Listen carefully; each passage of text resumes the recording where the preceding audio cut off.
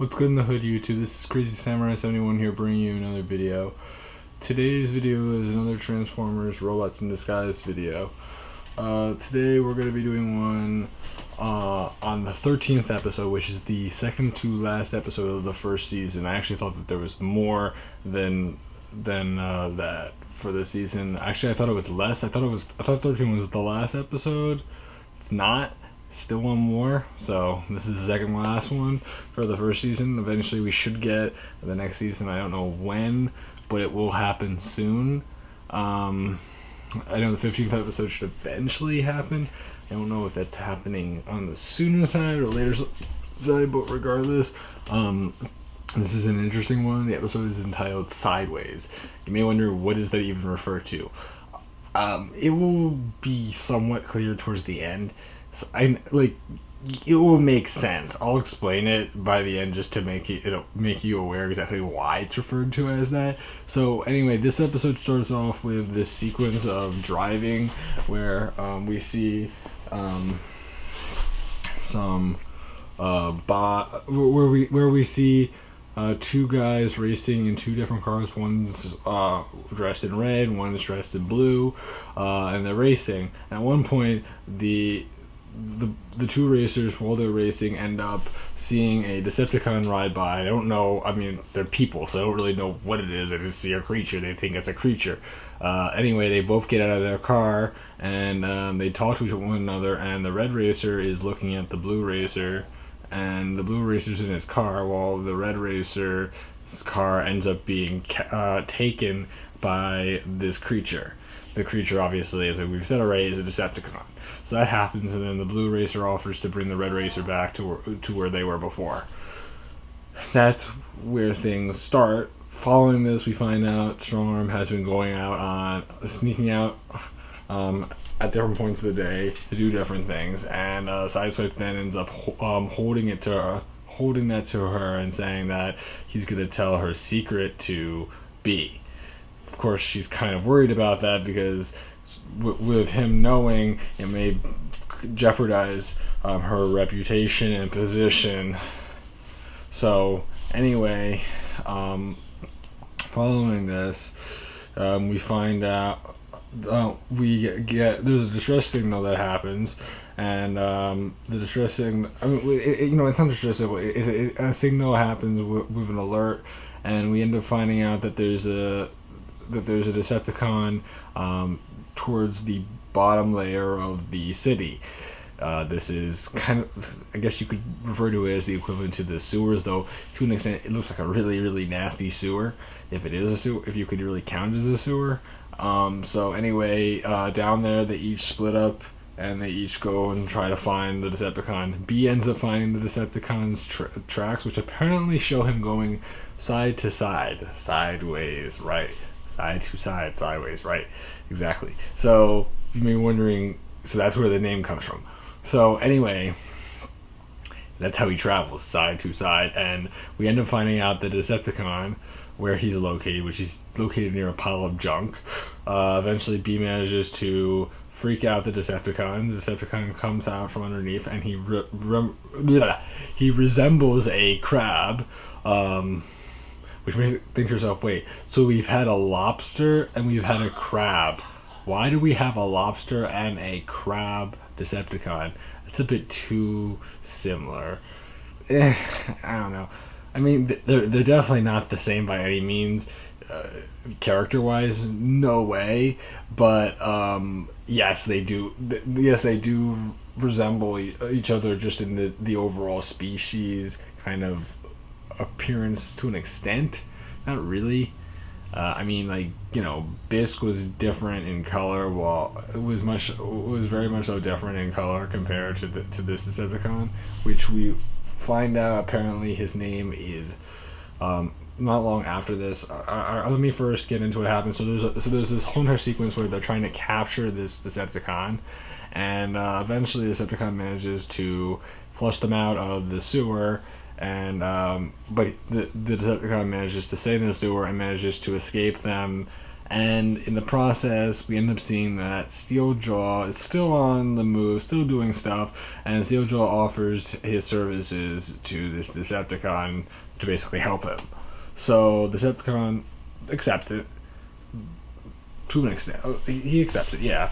So then we find out back at the base what the name of this Decepticon is known as. The Decepticon is known as Clampdown, which is a perfectly good name, makes perfect sense since it's a crab, so clamp.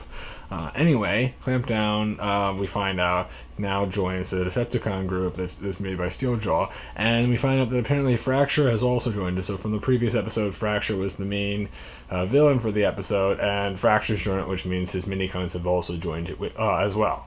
So, now we have, now the Decepticon team is made up of, I'd say, about 5 members. So that includes Steeljaw, Fracture, Underbite, Clampdown, and Thunderhoof. So 5 members. So it's a substantial team. I mean, that's about as many members as the Autobots have. Only one less. And only in this case, the Decepticons have one more member than they do. Though we don't really know how useful this Decepticon's going to be. And judging from the episode alone, it doesn't seem like he's going to be too useful per se, because his abilities aren't that exciting. I mean, yeah, clamping, oh, that's real thrilling, right? Not. I mean, he's basically a snitch. That's what he is. He's a squeal. He squeals things. So, he gives up information, and that's his big problem, is the fact that he did that. And that's the reason why Thunderhoof wasn't the Alchemore in the first place. And Thunderhoof hates Clampdown for this. In fact, when they first see each other, and throughout this episode, they hate one another. And this creates a whole situation just because of that. So, anyway, at one point, this all happens, and eventually,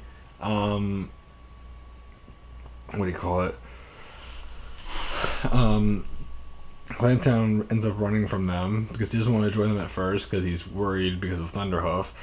But eventually Clampdown goes and tries to hide near a garbage area, and in the process he ends up being found by the Autobots, who end up going towards him, and Clampdown says, "Don't capture me. I will tell you where the Decepticons are, so now you don't have to worry." And he is, and they are willing to do it, but what happens is that it's kind of pointless, because seconds later the Decepticons come from above and we get to see them all, and there's a huge battle that happens with all the Decepticons that are part of that team, for the most part, where they end up fighting the Autobots. The only ones that don't fight Autobots are Clampdown and Thunderhoof, who the two of them actually end up fighting each other. And you may think to yourself, well, then it's a 4-to-3 ratio. Not exactly. So what happens is that Steeljaw and B end up fighting one another, Grimlock and Underbite fight one another, Sideswipe and Fracture fight one another, and Strongarm and the 2 minicons fight one another. So that's how that works. So that whole entire sequence happens, and eventually they all get captured. And anyway, what happens later on is while they're captured, Clampdown says, "Hey, I thought you said that you weren't gonna imprison me." And it's like, "Well, you assaulted me back when we were in the sewers, so you can forget that." So, anyway, that all happens. Steeljaw manages to escape, and Steeljaw does something very smart, which allows him to release all of his teammates, which basically results in him removing all the ropes attached to a boat nearby, which you may think to yourself, what's the significance of the boat? Well, when the boat gets loose, it actually could potentially, and it fortunately doesn't, but it could have potentially, and ended up smashing into another boat that was nearby. But fortunately, I guess for them, at least for the people on the boat, that the Autobots were there, and because of this, the Autobots come to their rescue and prevent that from happening. But the thing is that leads to Steeljaw having a time to go and free his teammates. So that all happens, and because of this, Clampdown ends up joining the team, not willingly, but just because of the fact that he's forced to. And there's that whole circumstance there. And the thing is that so they're all freed, and Clampdown now has the crossed out Decepticon logo representing their team, and that all happens, and he's forced to basically obey whatever they say, even if he doesn't want to. So that all happens, and anyway, we end up seeing a sequence where Sideswipe tries to say, okay, well, I don't want to do my shift, so Strongarm, I guess you can do it, since you owe me that favor still. And the thing is that Strongarm's like, you know what, I'm not going to do this anymore because I've already done a bunch of stuff for you, and the thing is that it's kind of just frustrating now. So B ends up wondering, like, what are they talking about, what's going on, and B ends up mentioning the fact that he knew this whole entire time that Strongarm had been going out on these secret excursions, and it was very clear, and he trusts her, and he could tell that she was probably not doing anything that could jeopardize their identity as Autobots, and make it clear that they are Autobots, that they are robots in disguise, and make it very clear that they are not some freaky aliens or something else. Stay in vehicle mode. No, nothing but vehicle mode when they're out alone. I mean, like, he really trusts her, and though that's true, then because Sideswipe takes advantage of Strongarm and because B basically knew that this was going on to begin with, Strongarm and B ends up punishing Sideswipe, in fact, and basically saying, okay, you can have double shifts because of how you've been treating Strongarm. Now, there's one thing that I forgot to mention for this episode before. Actually, you know what? Let me first say what happens at the end before I get to this. Okay, so the thing is that then we find out that B wants to know, where has Strongarm been going, and personally, I would love to know too. You would think so. We find out that apparently this whole entire time, after missions, Strongarm likes to go to the car wash. Interesting. So anyway, B finds it cool. B actually thinks it's a great thing because it's like, oh, I get to be clean, I'll look great, and it will help. And that's the reason why Strongarm does it. Just look good, look in the best shape ever. So no problem there.